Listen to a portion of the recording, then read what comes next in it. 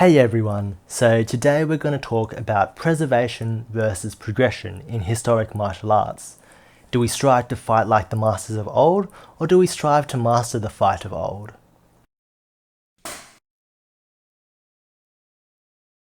So for those of you who are new to the channel, I'm Bug. I train in Korean historic swordsmanship, focusing on Jerokum from the Joseon dynasty. I've also got a little bit of experience in Japanese forms through Seitei Iaido. So when it comes to historic fencing, there are two schools of thought: preservation and progression. So true traditionalists want to preserve the forms exactly as they were done in history.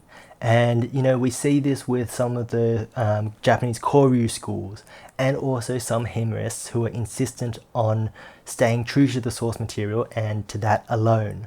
So from their perspective, if it doesn't exist in a living lineage, or if it wasn't written down, well, frankly, it doesn't exist and it's wrong.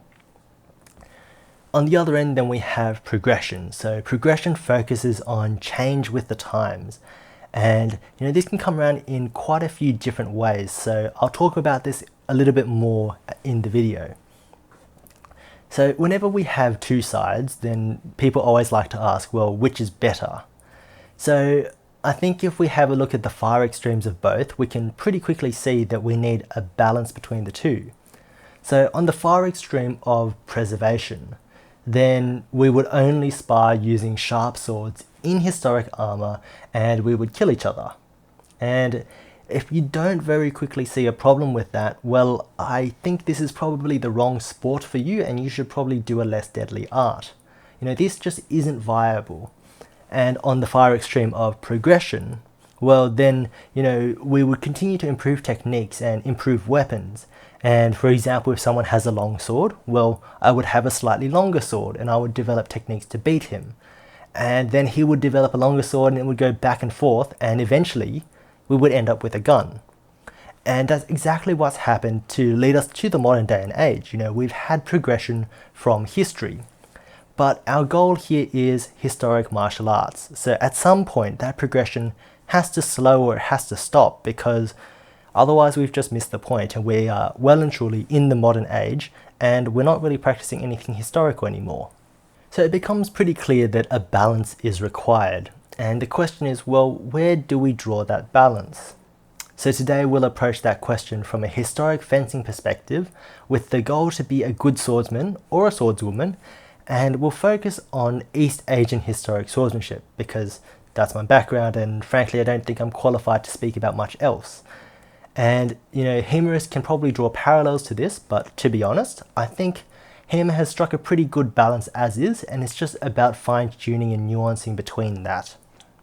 So East Asian swordsmanship as it stands is honestly quite a broad spectrum. We see large groups focusing on preservation with the Koryu schools. And they don't do much sparring for the most part, but they focus on perfecting kata or forms, and they swing their swords in the air or they cut tameshigiri targets. And it's supposedly exactly as the masters of their schools, who founded their schools and their styles, practiced it.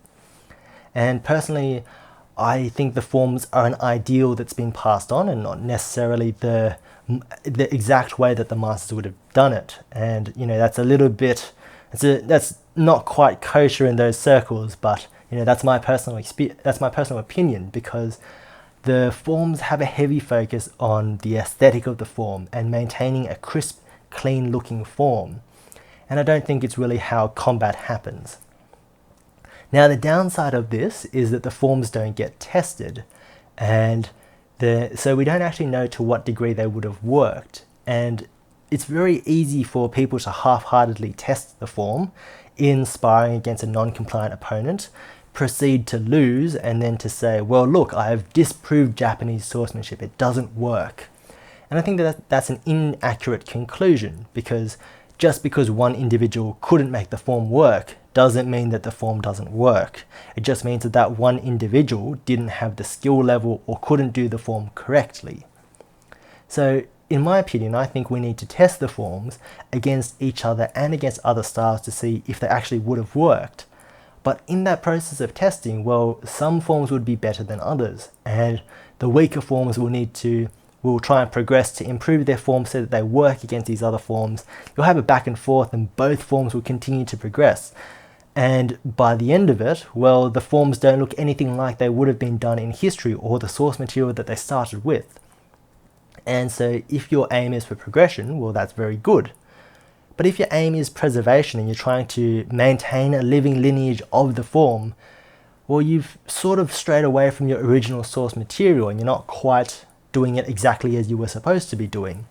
And so then you go back to square one, you take away the sparring, you only practice forms as kata and tameshigiri, and you end up with the state of the Koryu schools now, focusing on preservation only and very much ditching the sparring and progression side of things.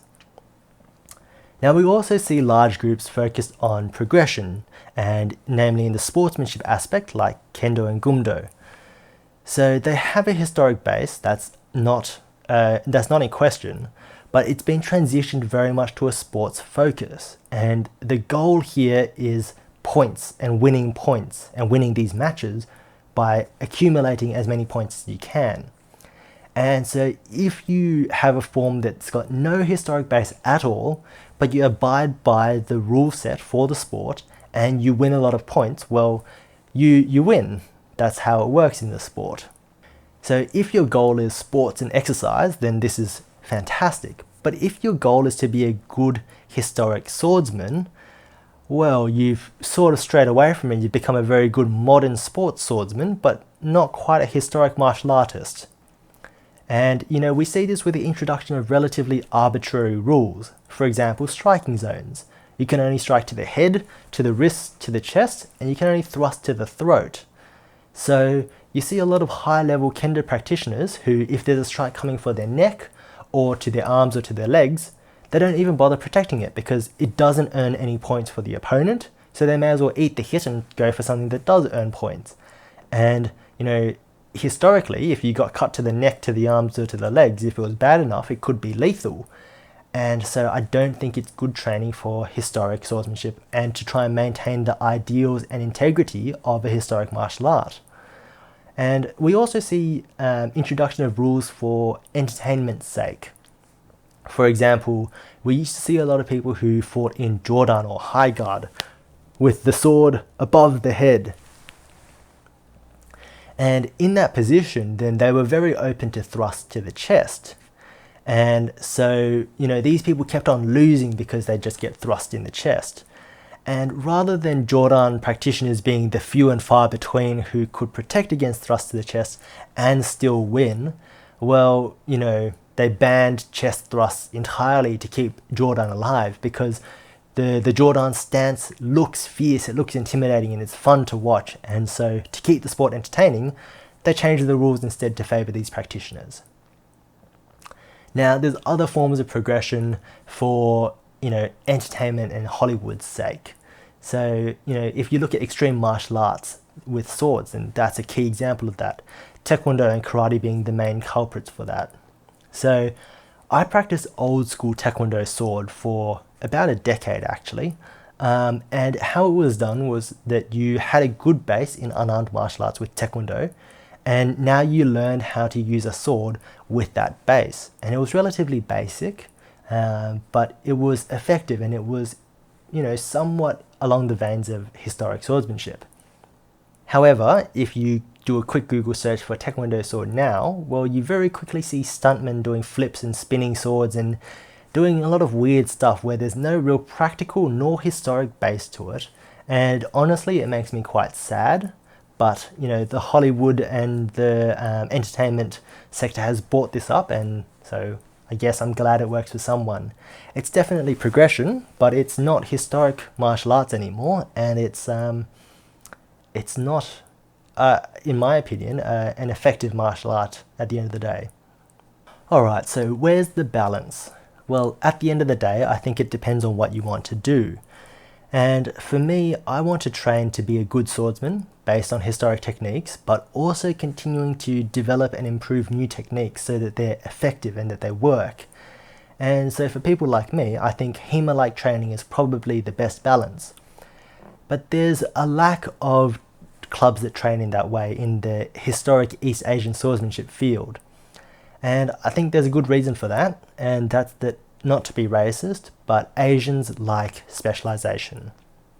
So if you want to say I specialize in preserving historic forms exactly as they were done, well, you have the Koryu schools and they do that very well, and they have quite a good stake and claim on that.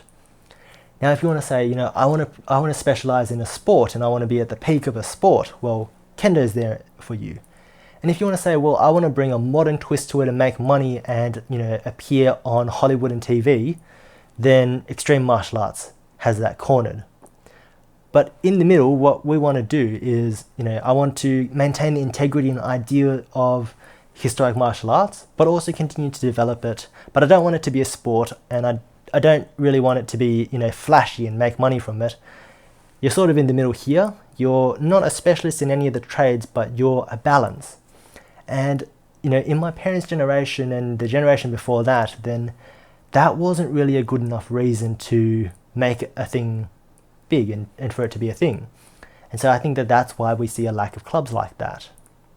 So how do we actually make a club like that become a thing? Well, I think in people in my generation and young adults and teenagers, then we're a little bit more accepting of things existing because they're fun and because we like them. And that's the big start. Now I think we also need to strike that balance between preservation and progression. And to do that, I think 3 tenets of swordsmanship are needed. The first is that you have to start with historic forms and source material. And you have to practice those kata and the forms. Because if you take a sword and you swing it around, you could get good at swordsmanship, but you're starting at a disadvantage because you don't have the generations of expertise and practice that these masters had and had the wisdom and foresight to write down and to pass on. So if you don't start from the source material, you're starting at a handicap. The second is that you have to spar and you have to test out those forms because you need progression of those forms. As history goes on, then old techniques become outdated because people create techniques to counter those techniques. And so sparring helps to keep your form progressive and to make sure that it stays effective and it works. And finally, I think you need tameshigiri, or test cutting targets with sharp swords. Because at the end of the day, a sword is a sharp weapon. And if all you do is train with blunt tools, then you can't really say that you've trained to the full extent of swordsmanship. And you still need to preserve the aspect and idea that a sword is a sharp weapon. Now there's a decent revival of clubs who are training in this way in China. They train like HEMA but using Chinese swordsmanship, and that's pretty cool. And also some of the Koryu schools in Japan are starting to be a little bit more progressive, and they're incorporating sparring and fighting with other clubs as well. So we are starting to see some progression toward this middle ground and balance, and I think that's pretty cool to see. Now personally, I'm part of a study group that does this for Korean historic martial arts and swordsmanship down in Australia. So hopefully we start to see more clubs like this appearing, and hopefully in a decade or two this will be a big thing and it will be in the mainstream like HEMA. So I hope you like this, and with that I'll see you next time.